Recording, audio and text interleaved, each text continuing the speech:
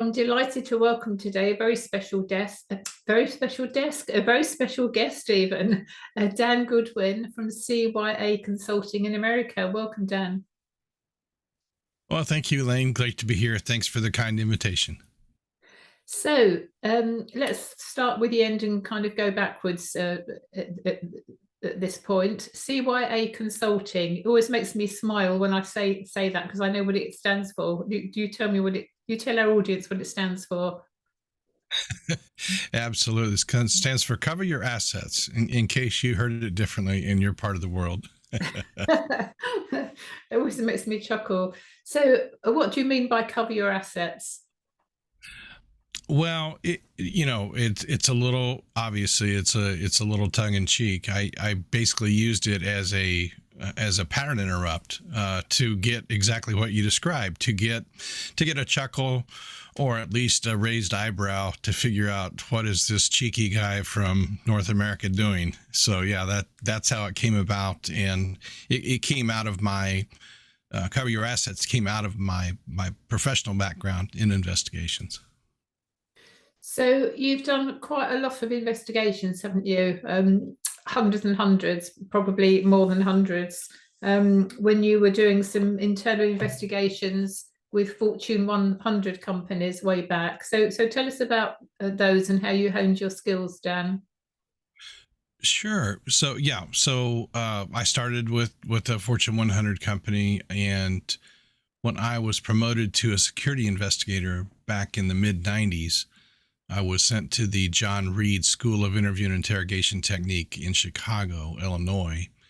And that's the same school that the feds and the staties and counties and locals and RCMPs and Scotland Yard and Australian National, they would all send anybody with the title of detective, investigator, inspector. That was one of the top schools to go to. So that's where my training was. And obviously we did not use the word interrogation in a corporate environment, but we learned those skills of, interview skills and psychology and a little bit of sales and a lot of NLP, neuro-linguistic programming. And Elaine, I didn't even know what that was when I started that journey years and years ago. I first got introduced to NLP in the early 90s, and I, for many, many years, wouldn't give it house room because I felt that it was used by salespeople to manipulate the audience they were selling to, sort of unwittingly. A lot of it is common sense because you mirror. One of the techniques in NLP, neuro-linguistic programming, is mirroring. So if you're in a comfortable situation, we observe it anywhere we go. If two people are sitting at a bar or having coffee or whatever, when you see them sitting in exactly the same position, that's a sign that they are comfortable. So to me, when I was first told and taught about this, I thought it's just unethical. If you're mirroring somebody's behavior just to befriend them, that's not right. And it took me years to realize actually that NLP can be used very effectively and ethically in the right hands, but it's a tool like anything else, isn't it? Yeah, I think it's a superpower, and superpowers can be used for good or evil. I've been accused of that manipulation and gaslighting and hypnotism and, a myriad of other things. And I always go back, Elaine, and say, what is the purpose of the conversation and what is the motive of the conversation? And obviously, when I was getting paid to do internal investigations for my corporate company, they were paying me to go get information. And I never felt like I twisted someone's words. I always wanted them to own whatever they were telling me or providing information. I wanted them to own that. So I always felt like it was a great tool to help people feel comfortable sharing information with me. As you say, can be used for good or not so good. And the ethics that's a huge thing in my value toolkit. Things that need to be ethical. I remember laughing recently. I was telling somebody that I could never work in a pub. I could never serve alcohol. I drink it. I thoroughly enjoy it in moderation, but I could never serve it because to me, it's serving a drug, because you know what's going to happen to some people when, when they have too much. So there's lots of different areas where our ethics and our values kind of need to be kept in check. And the NLP piece, I think, is a good way. So many people are now using it for health and well-being. And you mentioned hypnotism as well. So did you do I can't say it, hypnotic training in your interrogations? No, we did not. I mean, that was kind of the line that they drew. I've studied it since, over the rest of my adult life, but I've never felt like I never felt like I needed that as a tool. And plus, you really have to be careful. Everything that you would do in an investigation needs to be, it was always documented. So it was always knowing that whatever you're doing, you may have to defend someday. You may have to defend the ethics of it. You may have to defend the information. You may have to defend your behavior, and you may have to comment to the behavior of the person that you were interviewing. So it was always, that was not a line that we crossed. Very good. And what kind of investigations, should I say, what sort of investigations were they that you were expected to do when you were in your corporate days? Yeah, the corporate days, internal, so fraud, just think fraud and theft, embezzlement, sexual harassment, not so much company policy violations, basically anything that could turn into a litigation issue for the corporation. We were sent, or we worked in concert with HR. We didn't really, unless there was a management issue that was really had a lot of nuance or a lot of difficulties embedded in it, we really didn't do management issues. We left that up to the HR reps. But anything that was a policy violation or a possible criminal activity, then that's when the corporate security group was called in. So I guess you must have learned a lot of legal jargon as well in those days. What constitutes a crime, what doesn't constitute a crime. We worked closely with the employment attorneys. And the corporation had, many types of business attorneys, corporate attorneys, employment attorneys. The employment attorneys were really ultimately responsible for the work product. Lots of attorneys. And then, I had during my course of employment, I had a top secret clearance. And I worked for a telecom company, so I was installing covert cameras and wiretaps in the middle of the night, all very 5% James Bond fun and 95% documentation. So we worked with all levels of law enforcement too, from the feds all the way down to local law enforcement. Right, how exciting. And what do your grandchildren think of Granddad Dan? Do they know about all these things that you got up to? Oh, yeah, they don't have a lot. I can tell you my kids weren't very happy when I got back from investigative school. So because I may, or for the record, I may or may not have used some of those techniques when my kids were teenagers. But it's funny, the family dynamic, they don't care what Pops did in his past life. And Elaine, it was really funny. The very first 5 minutes of the first class when I went to school there in Chicago, and they said, what we're about to teach you, the disclaimer is, what we're about to teach you will work on everyone but your spouse. So that was a big chuckle. That was a big chuckle to get the class started. Very good. And is it true? Oh, yeah. Yeah. I mean, so we're going on 36 years of marriage. And yeah, I don't know that any of those techniques, even if I started going down that path, she may look at me and grin because she knows what's happening. Yeah. Yeah. How cool is that? How cool is that? So, critical thinking obviously is part of the interrogation and questioning process. So talk to us about critical thinking and why it's so important in business today and life generally today. Well, you know, the whole issue of critical thinking has really come to the forefront the last couple of years, as you know, as we've watched what the world has thrown at us. Sometimes critical thinking. But here's what I know about critical thinking. People ask questions, Elaine, mainly for two reasons, and the first one being to seek new data points. They're genuinely curious. The second reason people ask questions is to affirm a deeply held belief or position. So, you know, I'll look at you and say, "Hey, this shirt looks great on me," right, Elaine? You know, so I'm asking, you know, I'm fishing for the compliment. I'm fishing for the affirmation. And conversely, people don't ask questions, and this is where the critical thinking piece kicks in.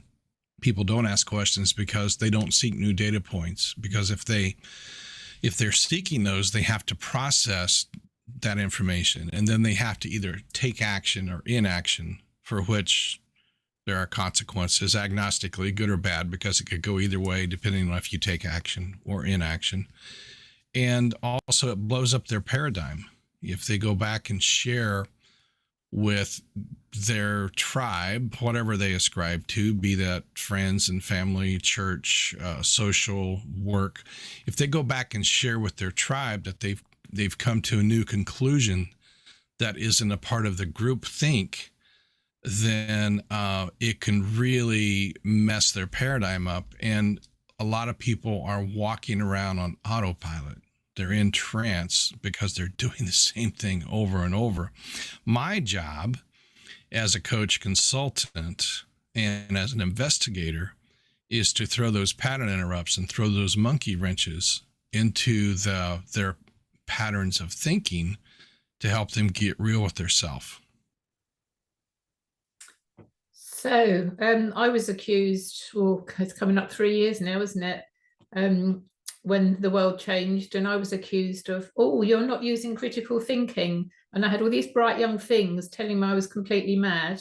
And now look what's happened. So yeah, critical thinking can be used in lots of different scenarios in your personal life, and you know, work life, social life, etc. But it's what my mum used to say is common sense. You know, it's not really difficult to follow a line of thought, a process, whatever it is, to whatever conclusion you come to. And of course, everybody will always find what they're seeking. So whether you want to prove something or disprove something, it's possible to manipulate the pathway, shall we say, to get to a conclusion that you wanted in the first place. So when you were doing all your investigative work, I expect you came across some really sneaky kind of characters who were trying to persuade you that black's white and white's black, and so on and so forth. So how can our listeners, when they're aware that somebody is actually not being terribly truthful, they don't want to compromise themselves? Are there any tips, any tricks, processes that you can guide us on? Yeah, I would say to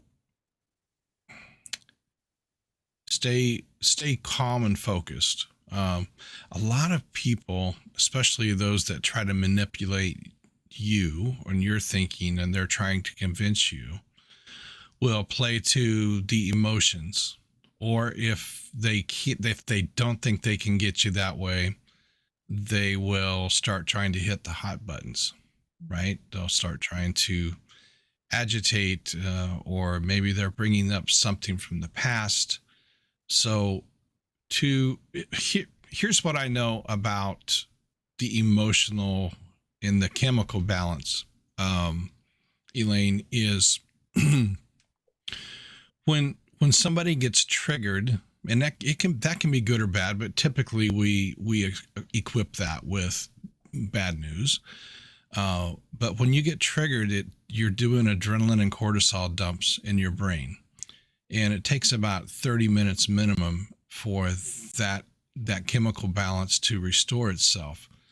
So the thing that I've observed is if I run across somebody that is, they're on social media all day, they're listening to mainstream media, they're buying into what their family and friends tell them about you just pick any controversial subject. We can talk about vaccines, masks, gun control, abortion, politics, climate change, World Economic Forum, anything that will trigger a divisive type of subject that 100 years from now won't matter. That piece of it is that triggering effect. If you allow that to overtake your brain 24/7, you will never get down to a place where there is equilibrium that you can actually think. And when I ran into this in investigations and people were trying to agitate or they were trying to deflect whatever the question was, I typically sat back and let them talk themselves out, and then go back. Well, thank you for that great information. Now, let me make sure that I understand the answer to the question that I asked, and I'll re-ask the question. They've already blown all the fluff. They're going to blow out. And sometimes people need to do that. The reason people do that is because they're nervous, they're upset, they feel threatened by the question I asked, because they know the road that this is going down, and they're doing everything they can to distract or deflect. And you simply have to not take anything they say personally and just listen for the answer. So there's a lot of people that will answer questions that I didn't ask. And I'll give you a personal example. To my wife, what do you want to eat tonight? Well, we need to go to the store, and I really don't want Chinese. And the list goes on. And I'll look at her and say, all of that's great. Those are great data points. Let me ask it a different way. What do you want to eat tonight? So she gets the point. She knows. And the reason she's doing that is the reason people do that is they're buying time. They're buying time to think of, there's actually two answers to every question I ask. The first one is front facing, what looks good, what's public facing, what looks good. And then the second answer is the real reason. And our job in life is to get those answers congruent, so that you don't sound like a total idiot whenever you have to change answers in the middle of the stream. And I always told people, Elaine, when I ask a question, please take a moment and think about it, because I'd rather just get this right the first time and not have to come back and revisit it when we found out we forgot something or something wasn't exactly that way. So that's a little bit of NLP. That's a little bit of programming, to say embedded commands, right? To say, shoot straight with me the first time and take your time when you answer. Yeah, absolutely. So keeping calm, focusing, and not taking things personally. That's the three things that I've taken down from what you said. And I've got experience of this as well. One situation, I'm smiling, but it's not actually very funny. This man was so cross with me. He was absolutely furious, and he came up to me literally right in my face. And the more angry he got, the calmer I became, and that really irritated him. So yes, you can kind of save yourself when you're in situations that are potentially dangerous as well, by keeping calm, because then you're more in control. Because when the emotions take over, we know our emotion works quicker than our logical mind does, isn't it? So, and that's why a lot of people are triggered, because they're emotionally triggered first, and then rational thinking may or may not follow. In many cases, it doesn't. Yeah, and when you're confronted with somebody like you described confronting you, there's that fight, flight, or freeze. That you're limbic system kicks in. And then I talked to somebody a few weeks ago, and she said the fourth one is conform. And I never really thought of that: fight, flight, or freeze, or conform. And I think a lot of people find them in the conform column the last couple of years. Yeah, that's true. Yeah. Just doing the same as everybody. They don't want to go down the rabbit holes. They don't want to know the answers. They don't want to be proven wrong. There's any number of reasons. Yeah, and in fact, it's funny because I was talking to my wife about this a couple of days ago, and we were talking about some of the data points that are coming out with some of the issues in the world, and she said, "How do you kindly tell someone I told you so?" I said, "I don't think you do. They're just going to double down, and still, because they have to convince themselves they made the right decision for themselves and their families. Mm-hmm. And the best thing you can do is grace, mercy, and love whenever possible. I mean, I've had people cut ties with me, and that's fine. You just got to breathe a prayer blessing on people and let them walk, Elaine, and they may come back at some point. But those that were the most vocal about and in your face and telling you what you should do, those are the ones that will never come back to apologize. Mm. It's been very sad how all this last 2 or 3 years has broken friendships, broken families, also my own included.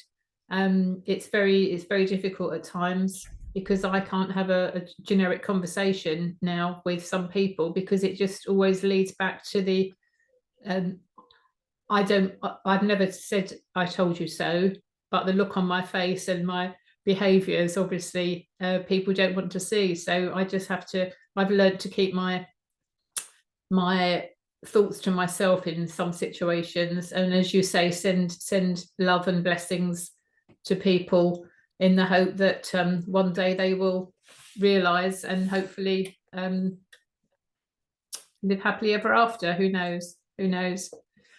Yeah, so, I'm right there with you, and I don't feel. I mean, younger Dan, I would have been in their face saying, I told you, Leslie, right? I mean, but I'm not. I just am at the point in my life I'm not offering, unless somebody's paying me as a consulting fee or a coaching fee. I really don't offer those proactive opinions before they've been asked, those unsolicited opinions.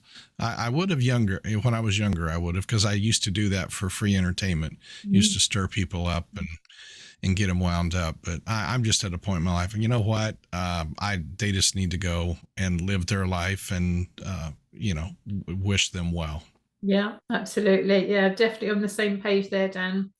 So on the notes you sent me, you mentioned that you had an NDE, a near-death experience, I'm assuming that is, in May 2014. Yeah, that's correct. Yeah, that was kind of a long journey. So back in the day, well before 2014, I was not very healthy. I was 30 plus pounds heavier than I am today, but probably they think that I started to have a retinal detachment. They think it was due to high blood pressure or extended hypertension, whatever you want to call it. And so in April of 14, started getting some floaters and some spots in my eyes. Couldn't figure out what it was. Went to the eye doctor, and they said, "Well, you've got the beginning of a retinal detachment." That led to 5 laser surgeries, and finally on May the let's see, what would that have been? I think May the 21st. It started curtaining, and if you can go look that up on the net. But basically, the the whole retina was starting to peel away from the back of my eyeball, which basically I was going to go blind. It looks like a black curtain. So they rushed me into emergency surgery about 5:30 that evening. And instead of intubating me, they just did local. That's how much of a hurry they were in. And as we were going into the OR, I told the anesthesiologist, I said, now I've got sleep apnea, so you may want to have oxygen standing by. And he didn't listen. So halfway through my surgery, Elaine, I woke up. They were pulling the sedative IV out of my left arm and putting a steroid IV in my right arm. And come to find out that, it wasn't walk toward the light type thing. I had bottomed out and they were just getting ready. They were charging up the paddles. And I came back and, there wasn't anything ultra spiritual about that, like walking towards the light or anything else. It was a trauma point, though, in my life that fundamentally changed how I approached life. So it was an important event, and it took about 90 days after I came out of that fog, is really where I figured out that, okay, this has fundamentally changed my personality. And, my kids and my wife bore the brunt of that because I was not the same person after that event. So, yeah, it was a big deal, and it fundamentally has changed how I approach relationships, approach life, approach business. And it was a big deal. When you say changed, in what way? Kind of what I referred to before. I would offer my unsolicited opinion, and now you have to drag it out. Somebody has to ask me directly, or they have to pay me, and then I'll offer it. I gauge everything by what good will come out of this. Before I ask a question or jump into a conversation. And before, I was like, this is how, this is the only correct way to do that. And I don't really offer that anymore. Even with my own clients, my own consulting clients, I lead them down a decision path. I'm not telling them what to do. I'm saying, could you do this? Should you do this? Will you do this? And so part of that could be wisdom, part of that could be age, but a lot of that for me was triggered back in 2014. Mm-hmm. I had a couple of situations, 1982 and 1985. I'm a few years older than you, and the same kind of thing. You think, well, what's the point? What's the benefit? Who's going to, it's not a case of scoring points here, where you mentioned the younger Dan, where there was a younger Elaine as well. And she's only just surfaced really kind of in the last 10 years, I guess, that's changed when I've gone through my cancer episodes and fixed myself from a kidney disease I had. So when you have these kind of near-death experiences, out-of-body experiences, whatever, it's a wake-up call, isn't it? And I think it's a very helpful way that we kind of just take a step back, reassess what's important in life, and then judge. Maturity obviously comes into it as well, but with the personal growth stuff that we do over the years, we learn to assess what is worth pursuing and what isn't. Yeah, yes, and to me, not to go way down the religious rabbit hole, but I was raised in a very conservative evangelical fundamentalist church, and I was, Elaine, even as a young child, I was that kid that was, sit down, shut up, you're asking too many questions, where it was hard for my dad to explain or the pastor to explain. And there was some the religion that I was raised in really constrained my concept of spirituality, because I see those as two different things. Religion is man's imperfect attempt to explain God and the universe, within the construct of power and control. And spirituality to me, as I've made my journey the last few years, is more about my relationship with the universe.